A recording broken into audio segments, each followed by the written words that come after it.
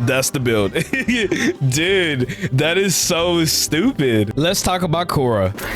If you've been living under a rock, Tech Rock event has finally dropped in Warframe. So what does that mean for Khora? Why do we got to do something with Khora? Well, every single melee Warframe Exalted weapon has now gotten their own slot for their melee weapon. There's no more guessing. There's no more stat sticks anymore. It's just building the weapon. So in this video, I'm going to be breaking down everything that you should know about how to build Khora as well as her whip, and give you helpful information that you should know that will help you on building the best melee build for your Khora. Now, if you just here for the builds, this video will be timestamped for you. So if you want to just jump ahead to the build, it will be timestamped for you. But I highly encourage you watch the full video entirely so you can know about different things that I found out when I was testing out my Khora. Now, before we get started with all that, what's going on, everyone? This is Lo-Fi Noah. If you like the content, then feel free to like, comment, subscribe, hit the notification button. Okay, look, I got a lot of stuff that's coming with Warframe, and I got stuff that's coming that's not about Warframe. If you want to be plugged in on either or, then subscribe. Okay, only gonna take a second. And with that, let's jump into it. All right, so the first thing to note about Khora's damage is putting strength on your Khora itself. The reason why you'll put strength on here, because actually strength does more damage than opposed to not having strength. So I'm gonna go ahead and just show you to make sure we're all on the same page here. My strength is basically just 100. Okay, don't have no mods on it. Okay, the whip itself doesn't have any mods on it. Nothing. Same thing with my cat, no damage whatsoever. Okay, so now you better go see me whip, hit these enemies. Okay, now you're getting 94, 189. You're getting 377, 472, 566, 661. You get the picture. All the way up to like 12. Now I'm only hitting for 1.1k. I see is 1.0k, but generally just 1.1k. Now, let's say that you want to just maximize strength. Okay, you just want to chunk a low ton on that mug. Okay, so now we sitting at 322 strength. Guess what? You're already doing 10 folds more damage than opposed of not having a lot of strength. So look, I'm already at 2.3, 2.6, 3.0. Pretty much you should be putting strength on your Khora. Okay, having strength is really important. Now, another big thing that also is affected by modding Khora herself is range, actually. So let's just say here, say I want a lot of range. I'm gonna sit all the way back here. I'm still hitting them. Okay, so range does matter for this. If you go down on your range, it will happen the same thing. You'll do basically barely anything. Okay, so just go ahead and just to show you, you're not hitting anything.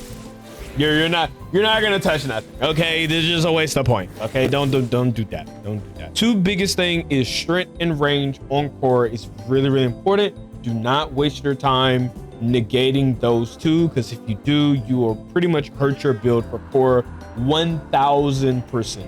Now that you know that range and strength is very important on your whip, it will also change on your whip. So if you go into your whip and let's just say that you put negative range on it, well then guess what? Your range is going to be low on your whip. Same thing applies for strength. Okay, right now I'm running 40% strength. So what does that mean for my whip? That means I'm only sitting at 59 total damage. So those two things are heavily important. Now that we finally got range and strength out the way, the next thing to talk about is duration and efficiency. Just gonna be real, you can have under 100% duration. Okay, you can have 73 at the most, because your 2 and your 4 will still do a fantastic job, as well as certain Sassoon Warframe abilities that runs off duration. But if you run something that needs a little bit more duration, you'll probably want to prioritize having more duration.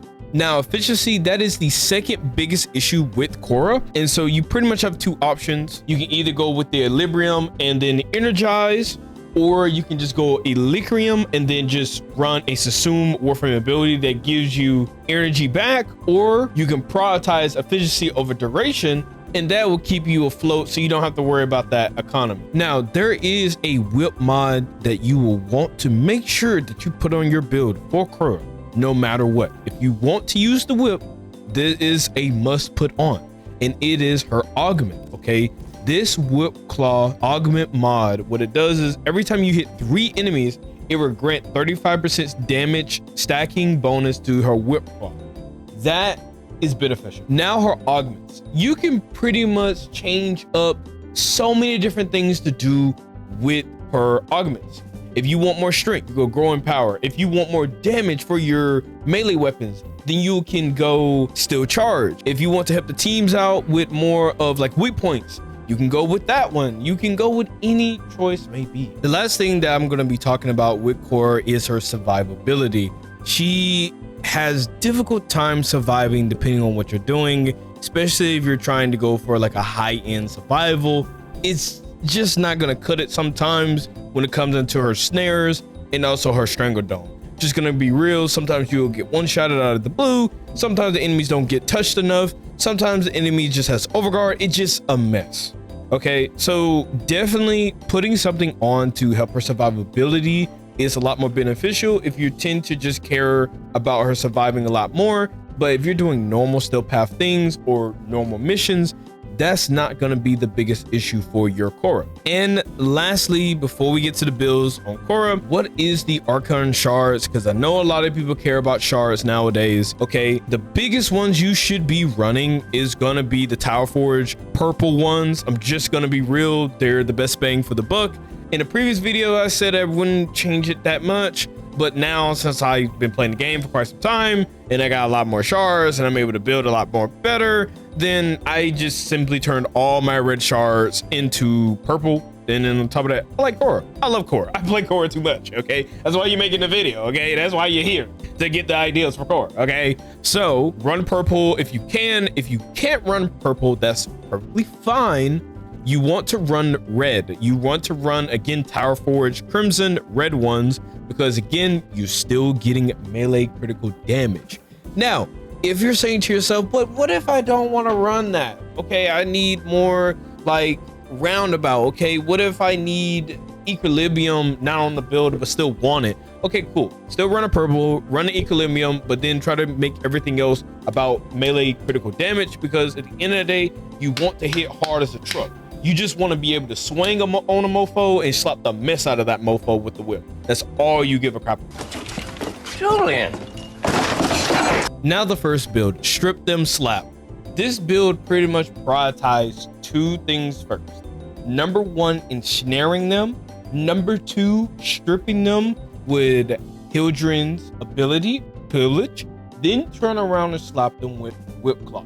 That is it, nothing more, nothing less. Now, you could do this if you really want to be okay.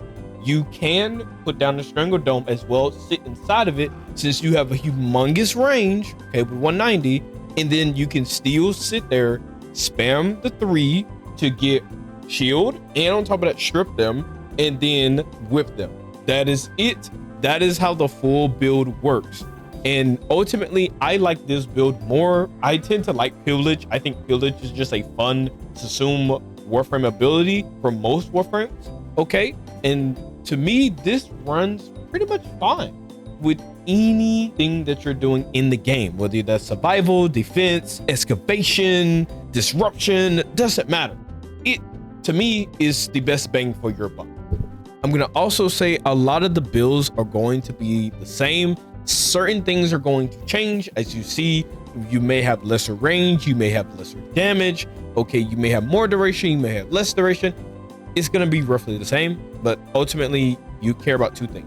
The second build is pretty much everywhere build. Is bread and butter, not even gonna lie. It's not that hard to really think about. Most people think about this build whenever they're building Khora or any particular melee warframe, and that is because of the hunt ability from the warframe. Basically, when you pop this, any enemy killed by a melee attack drops an energy orb, and then any headshot you do an energy orb. Now, to get what you need, just put on equilibrium. You're pretty much stacked with some energy. You're not really worried about anything else.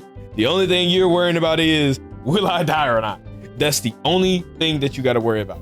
And if you're worried about that, you do have to put down your strangle dome more, and then you have to also use your snares more. You'll probably stay in your strangle dome or put down multiple of them to really solidify you from not falling over, okay, like a robot's character. Just gonna be real, okay? You may have to put down 3 of them mugs, okay? Sometimes, but that will do fine. Again, you'll be okay. If you're doing longer missions, you may be kind of worried, okay? And if you're kind of worried, I would ultimately change out a couple of things, which I'm gonna get into at the end of it when I start explaining like the arcanes and all that as well. Now the last build. The last build is pretty much the brain dead thing to do. That is putting on nourish. Okay, you get rid of your 3, you put on nourish. That is it. Why? Because nourish pretty much gives you energy, it gives you viral, it does it all. You pretty much got your damage check, no issue. You got your energy check, no issue. Okay, the only thing again is you're gonna put down stringer dome and snares. You see what I'm saying? It's a repeat, because at the end of the day, all you're doing is using 3 abilities. You're not too much caring about the cat. Okay, and if you're worried about survivability, you're just using 4 and 3. That's it. Okay, now with all the builds shown, what mod should you run to replace certain things? Obviously, if you don't have the prime version, swap to the regular version. Okay, if you don't have the arcane version mods, swap to the regular ones. Okay, but this is what you do change. You do change out either aberration, arcane stretch. Okay, and if you're not running all the Tire Forge purple shards, then you will change out prime flow to something else that you need. Depending on what Sussuma abilities that you're running, you may change out equilibrium for something else, or you may keep equilibrium because you need it for your energy. Up here, Current Giraffe is just there, just to be there. If I wasn't lazy, which I'll probably get to it, I'll farm her again. I would put freaking Prime Chauffeur for that maximum damage, of course, but that's really the only thing that you need to be changing out. Every particular build, as you see, like the Everywhere build, has more strength but lesser range. The Strip Them and Slap has the same range but slightly under strength from the Nourish build. Okay, so I cared about having a little more strength because obviously Nourish, you get more bang for your buck by having more damage, while as the Strip Them and Slap, even though you have a lot of strength, still the goal of pillage is not about damaging, it's about stripping the armor. And the ability doesn't take that long because if you have negative duration, the ability pops faster. So with that being said, you want to have lesser duration, and it's okay if you have to spam it a little bit because at the end of the day, you're stripping the armor. That's all you care about. Then of course, as you see, lastly, I have changed a lot of my augments. I went from growing power for the stripping build. I went to corrosive projectile for the dog warframe. And then for the nourish build, I went with still charge. So again, it's all of it's really the same. I only changed out a couple of things. And then you can go actually change out prime direction for health conversion if you want to do a health build. But the issue with this, if you're going to run the health conversion, I would highly recommend you changing out irritation and then putting vitality or umber vitality. Then you have to give up something here again. So then you can run the 2 arcanes that benefits health. So then you can have more strength, because in hindsight, this gives you more strength. Now, if you have paid attention to all my arcanes for every single build, okay, as you've been looking through, the biggest thing that doesn't change is Arcane Fury. This one does not change out. The reason why is because on critical hits, 60% chance of 180% melee damage to melee weapons for 18 seconds. It's just the best one. Okay, if you're gonna think about anything else, put that on. If you're not gonna put that on, what are you doing? Just gonna be honest. Do you need the arcanes? No, but it is better. Okay, so I would highly recommend, if you do got the arcane, okay, run the arcane. If you don't have it, then put on anything else that helps you in any case form that you need. Okay, now the second one, I can go with Arcane Aegis for more survivability. I can go Moted Augmented for more strength. I can go with Arcane Energize for more energy. Doesn't really matter. Those can always be swapped out. They're being swapped out because I know for a fact that if I'm gonna be running privilege that don't have the best efficiency, I'm gonna need Energize and Equilibrium to keep this flowing. If I'm gonna run the Everywhere build, I can actually get away with equilibrium because this ability alone with equilibrium just is a goddess. It's really nice. Okay, then nourish. I mean, do I need to explain more? You can really just run equilibrium and you be just okay. It's that simple. Or if you really want to go a different route, you could take out equilibrium for just arcane energize and then just put something totally else from equilibrium if you want to go that route. So the build is endless, but I'm just giving you the know abouts of what's the best way to do it. So if you want to try it out, give it a different takes, here you go. Let's talk about Khora's pet, Venari. Okay, so the good thing about this is her 3 is her worst ability, but that does not mean we can't use the pet. The pet is great. Okay, you can put all the pet mods you want on, but at the same time, it's retarded. So like 1 minute, I'll demonstrate. All right, so the pet's like fighting, right? It just swinging. Okay, next minute it gets stuck in the wall. Like it can't go anywhere. It just stuck there. Okay, or like next minute, right? You put on like, let's say electric. Okay, because you want a build that can make it like give you energy, right? Okay, I needed my pet to hit the enemy with electric. What is he doing? He ain't doing it. Like my pet's stupid. Like I'm so confused about this pet, bro. Like can we? Like what is he doing? Okay, he has one job. One job is to do something, and he doesn't do it. But besides that, right? It's still good. The pet is still fun to use. Don't be discouraged, okay? I just want to crash out a little bit over it. I don't think it's that bad, but he does have his dumb moments. Okay, the AI for it is dumb, and that's okay. What can you do? Okay, so Venari pet pretty much is unique in its own way, but it's still, you can basically build it just like any other pet that you have. So he has no shield whatsoever. He has good armor and good health. So in a sense, you want to build him more on like health and armor take. So you just put like vitality, and then you also put something for armor, and then you put the basic mods for it. I'm not gonna go too in depth because I want to make my own video on pets themselves, because I think ultimately, even though the Venari is like stupid sometimes, ultimately they're like the best. Okay, and especially with Khora, you get one for free, and you're able to assume the ability and turn around and use another companion, so you have more on top of that. So it's wonderful that you have that. Okay, so to give you the idea that you should be caring about, you should be running just basic any of the bond mods. That's number 1. I'm just gonna go ahead and show you the build for it. This is the build. I'm basically wanting more health. I gave it shield by doing link redirection, so I can grab my shield from Khora, since I am running more of a shield build than opposed of a health build. If you was using more of a health build, you'll change this out, and then instead of link direction, you would just put something like link vitality, okay? Or you'll put link fiber if you want to do it that right. But the build's pretty much simple. You know, we got the pack leader for overguard. Obviously, if you're playing Khora, put it on, okay? It's easy. What it does is pretty much anytime you hit an enemy with a melee, then you giving your pet overguard. He doesn't die. So you automatically got a free helper that is giving you status effects on enemies, that's giving you easy pickup for resources, that is proccing bond mods for free without even trying, as long as you hit a melee. So it's simple, it's light work, okay? So then, you know, we put like self-destruction. So then every time an enemy get injured, then it has a chance of dropping a health orb. That's also, you know, helping you with your economy. And then we got sharpened claws. Sharpened claws is just there, you know, it takes somebody's armor, strips them, pretty nice. Reinforced bond. This is why I put the link in the redirection, because of the shield, just makes it easier.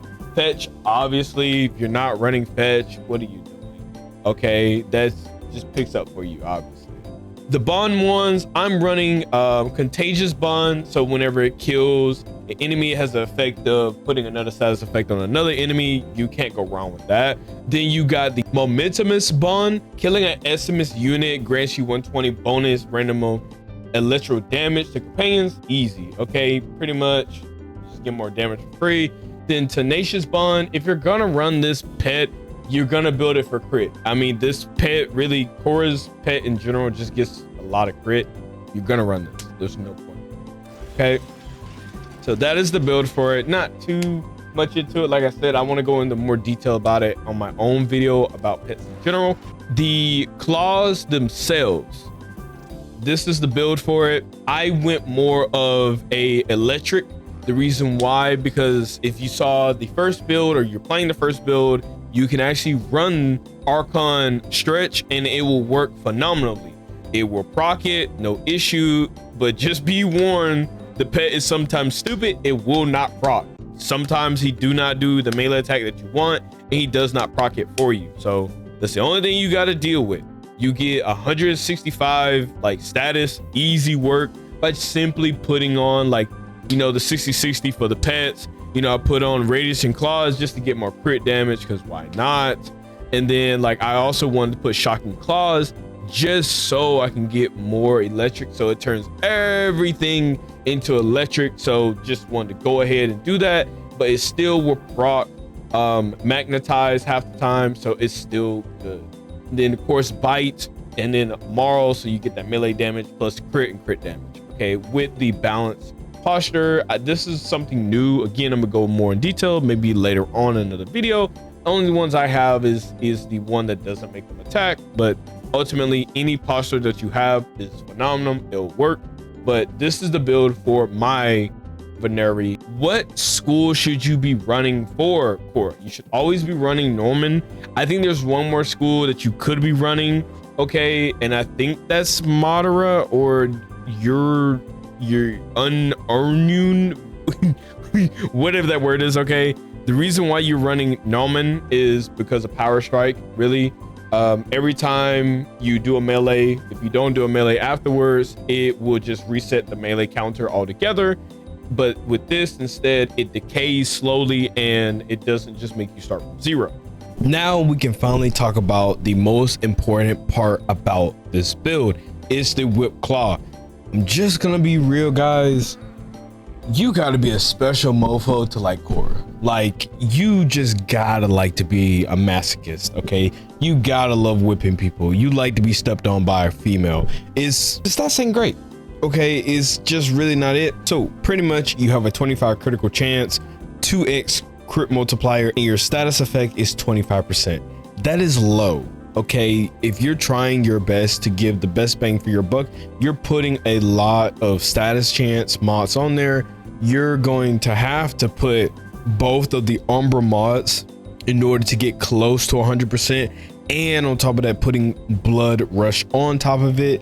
Okay, it's even making this build, it was a little bit difficult to put all the right mods that I thought in my head would be the best way to get the best numbers without losing out on so much value for your damage capabilities for the build. Now, instead of me saying what mods that you should run on your Whipclaw, instead I'm going to show you the build, talk you through it, and then like have it going in the background, so then you get like a better understanding of what's going on.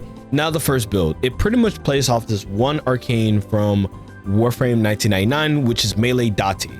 Okay, so every time that you have puncture status effect, you gain 1.x critical multiplier for your melee weapon. So what that means is I'm trying to put the most status effect and on top of that, the most critical damage on there. So we're gonna pretty much go with Julius Barbus. We're gonna go with Weeping Rounds to get more status chance per melee combo. Okay, since we're gonna stacking it up. Argon Shatter for critical damage, melee paralysis for status chance, Argon Strike for more puncture, and then turn around Gladiator Might, and then lastly both of the Umbra mods. This build to me is the best build, just hands down for this arcane to get the best buck. If you have purple shards, you make it even better. If you have red shards, you make it even better. If you have a primer weapon with you, this is 10 times even better. Okay, Weeping Rounds and Galvanized Might does a good job at giving you a little bit more push that you need in order to maximize melee Dati because of the 40% chance per combo multiplier, and then the 10% melee critical chance per combo multiplier.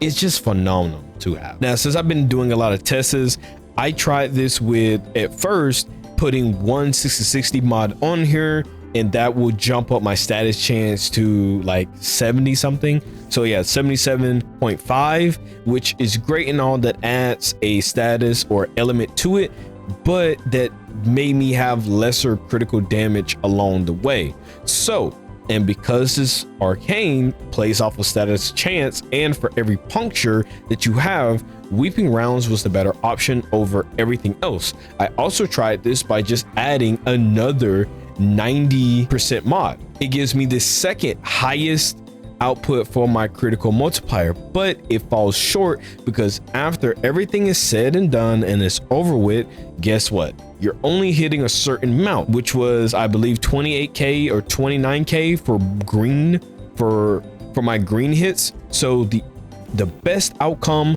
was weeping rounds. This jumps up your status to about 100 and something, and on top of that, your critical multiplier is jumping up even higher the moment you stack it up. Plus melee dotty has now jumped up tremendously higher up. So that is the best bang for buck if you just wanted the best puncture status. Now the second build, Slash Them Baby. This build pretty much runs off the same thing as the first build, but the difference is we put slash now, and we have a lot of more elements. Okay, we have viral.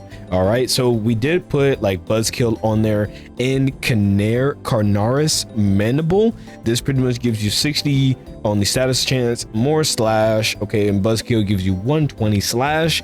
Okay, then you're just running the bread and butter, the 60/60 mods for the viral, then of course both of your critical damage, and then the Umbra mods. You can pretty much put any element that you want on here. Okay, it's your choice. I just like viral more often than opposed of not running viral on most majority of my weapons at this point in time. Now the arcane up here, melee duplicate. Do you need this arcane? No. Actually, with this build, you can run almost anything that you want, changed up how you want to. The only biggest one that you have to worry about was the dotty one, because that one in particular plays off of the arcane itself. So if you wanted to run more of a melee exposure, then you can run melee exposure. If you want to run like melee vortex or, you know, melee influence, the world is your oyster. Go with anything that you feel right for this build. You're getting 70% of status on your Whipclaw. You're going to be hitting majority of the time for like slash and viral, and it's pretty nice. The damage on it is not bad whatsoever. Can't go wrong with it. Not too much of explaining, really. Now the last build, Influence Me. The Influence Me is pretty much plays off melee influence. This is one of the best arcanes to have. Okay, if you have a melee weapon, you must be running this arcane. Is one of the best. If you don't have it, that's fine. You can run anything else, but this is just where the high-end best arcane to run. Okay, basically what this arcane does on melee electrical status, 20% chance for elemental melee status effects to apply to an enemy within 20 meters for 18 seconds. It cannot refresh while active. This thing really just stuns everything. They're locked in place. They can't do anything. They die super quick, and it hits hard like a truck. So you can't really go wrong with this arcane as long as you have electrical on something, whether it's on the melee or your warframe or secondary, whatever. Okay, you can pretty much run melee influence and it will proc on your melee weapon. But me personally, I always like to run the electrical on the weapon itself, so I know for a fact that if it's proccing, I know it's proccing because I put it on the melee weapon itself. Okay, now the build pretty much it's the same thing as all the other builds. The only thing big that's different about this, we have now put one single electrical mod on here, and it's not even the 60/60, it's the 90. Shocking touch. That's really about it. Melee paralysis for the status chance, blood rush and weeping rounds for increasing the status chance and the critical chance per melee combo. And then lastly, the 2 Umbra mods, and that's the build. Now if you have made it this far in the video, I appreciate you guys just sitting down, listen to me yapping. Something doesn't bother me. Khora is one of my favorite warframes that I just love the most. I play her the most. She's my #1 warframe in this game, and I just want to share my thoughts about it. Leave a comment down below. What is your favorite Exalted warframe? And I'll be catching you guys in the next video, probably on the tech rot stuff. So without any further ado, catch you guys later.